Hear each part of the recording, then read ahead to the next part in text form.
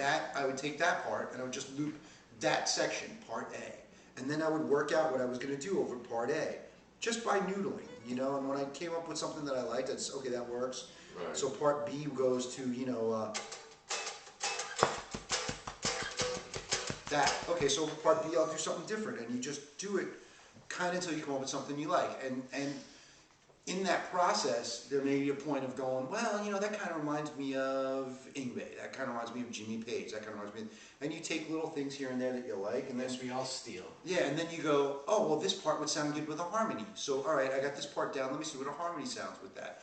You know, but what I wind up doing is before I ever sit down to record it, I work out what I'm going to do. I compose it before I do it. For me, this comes from Les Paul himself. Because I read an article with Les Paul years ago where he said, I never hit the record button until I know exactly what I'm going to play first. And you know, he's the father of modern recording. This is the guy that invented the home studio, invented the studio, period. Yeah. And when he said that, it was like, yeah, I was like, fucking, all right, well, he's the master. I got to do what the master says. So that's what I started doing, and I find that it really works, you know, for me. So you are composing now. Yeah, I totally compose songs now. So what do you like to do to build tension in a solo?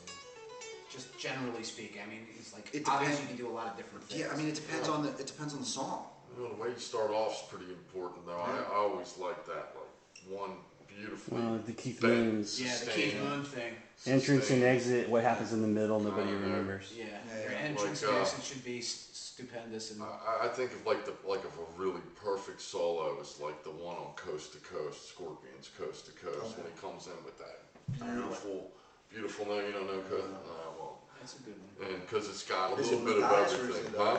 Schenker. No, it's Schenker. Okay. Yeah, it's just, you know, a fairly short solo, but it's got everything in it. It's got a, you know, beautifully bent vibrato note to open it up, where it's just, you know, making that really beautiful statement in the beginning, and then he's got some, you know, really nice chop at the end. It just ends at like the perfect. Yeah. The other ends thing on the perfect note. The other thing you'll probably find that you'll do is you break up a solo section into subsections, and it's like, okay, you know, this part of the solo, even if it's over the same progression, you might do like, you know, 4 different things. Well, like here, we'll take one. Let's take Stairway to Heaven. Probably the greatest guitar solo, in my opinion, one of the greatest guitar solos of all time. You know, it starts off with the. Right, that's just what I was saying. That's a phrase. Right, that's phrase, and it's all 2-bar stuff. Right? Then the next phrase repeats exactly the same phrase again, but in a slightly different rhythm. Now, what has happened right there is before that lick, the one before that, you've. That was response. This is call. Response. It's also creating tension because he's going up the neck, and that's releasing some tension there, but not all of it. Right.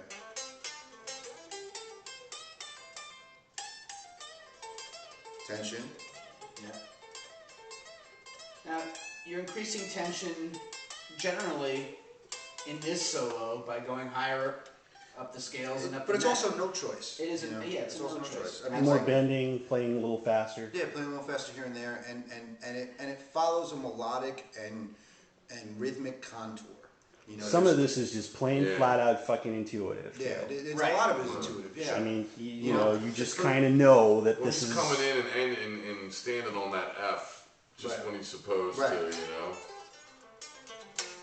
I mean, like that's another thing. You know, that whole lick is a pentatonic lick. Except that last note. Except the last note when it goes to that chord. That's one that I've actually like spent some time on. Yeah, you know, just trying to understand it, you know, why it works. And then this lick, Right. That is not a super flashy lick, but for me, the tone of that lick at the end and the screaming tone of that lick is really what got me. That's the crescendo. That's the crescendo. Yeah, that's what gives you the thing, and then like that's what gives you the ending and the payoff. That's a pretty big fucking payoff, you know. Oh yeah. But a lot of it has to do with tone, attitude. It's not like he's playing a million notes. No. You know. Well, and if you're playing a vocal song, you got to think about, you know, all right, I'm going to hand this back to you. Right.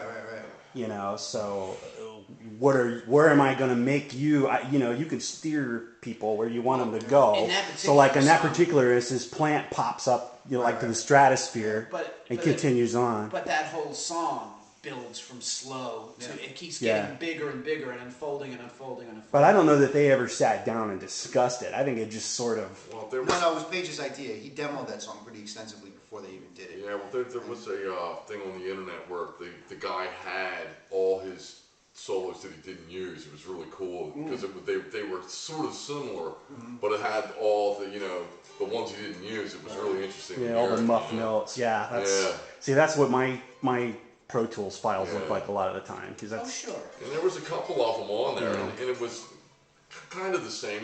They began and they ended the same way with that. I think the other thing that's important to understand is that. Now I'll own up to that much composition. I will usually script the first lick and the last one. Well, I find and then I'll try to connect the dots, and sometimes it works and sometimes it fails miserably. Now, are you connecting the dots on the fly, or are you thinking about how you're going to connect the dots? I am going on the fly. I might have the first lick. I know where I'm going to start with, at least initially, and I might know what the end is because I'm going to try to pass it back to the singer. Right. And then what happens in the middle is pure accident, and sometimes it's great, and sometimes it's shit, and you never know which. Right. The other thing that's important. The first time you play something's the best anyway.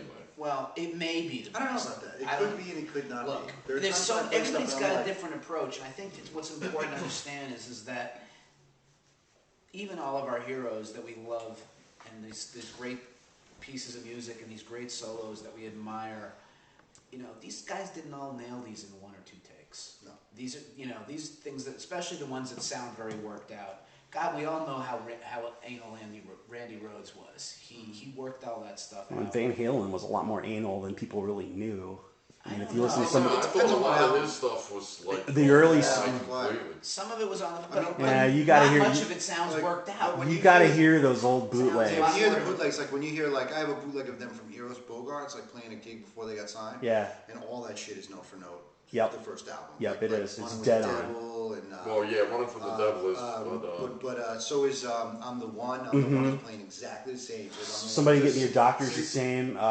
Parts of Mean Street are the same. Yep. That's because he was playing them on the road before he recorded them. So he was just able to go in there and do that. Yeah, well, I thought the thing was that with On the One, they let the tape run. He played it. It was great, and then that's like the version that he learned. No. To do note for note. No. I'm the One. Before it was I'm the One, they called it Show Your Love. I've got it. Yeah. It was an eye opener. Yeah, and he played it exactly the same way as it is on the album. And there's even on YouTube, there's even footage from the old backyard parties and stuff where it's the fucking same shit. Oh man, that's the song that I wasn't a Van Halen fan because I started playing guitar post Van Halen. I started playing guitar in '85. By the time I started playing guitar, Eddie was a keyboard player. Wow. What I don't understand about Van Halen, and this is where we're talking about the difference between something sounding like it was a mechanical exercise versus spontaneous. Okay, I always kind of bought into this is spontaneous theory until I heard those bootlegs. Right. But it's what you just said. He manages to make that sound like it totally fell out of his ass on the fly. Right. Yeah. But he's been playing it that way for 5 years every night. But then you have the situation where Van Halen won, he cuts all that